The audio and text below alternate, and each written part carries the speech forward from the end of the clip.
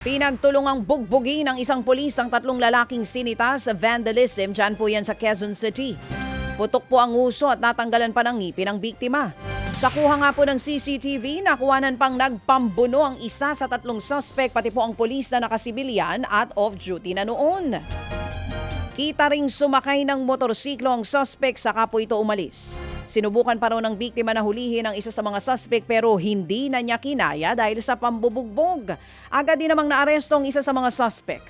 Kusa namang sumuko sa pulis ang dalawa pang kasamahan nito. Maharap po sila sa reklamong direct assault with serious physical injury at paglabag sa anti-vandalism ordinance ng Quezon City. Natupok po ang nasa 12 bahay dyan naman yan sa Pasay.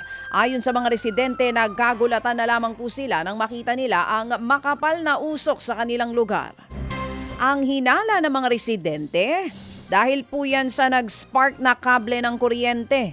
Pahirapan naman ang pag-apula ng mga bumbero sa malaking apoy dahil po sa kakulangan sa supply ng tubig at sa sikip ng kalsada sa lugar.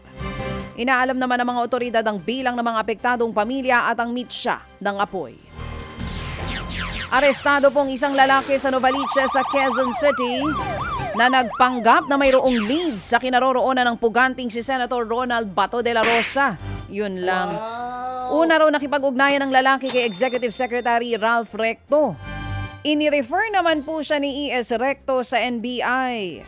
Pero nagduda daw si NBI Director Melvin Matibag nang manghingi na ng pera ang lalaki. Nang makumpirmang nagtatangka lamang namang huthot ang lalaki ay inaresto po ito ng NBI. Inaalam naman ng ahensya kung bakit may contact number ang suspect ng ilang matataas na opisyales ng gobyerno.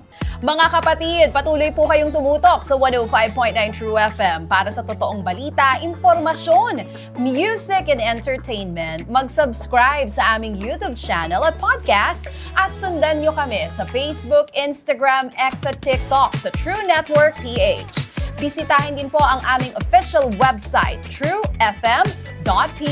At panoorin din kami sa True TV Signal, Channel 19. Kami po ang 105.9 True FM. Laging true sa'yo, kapatid.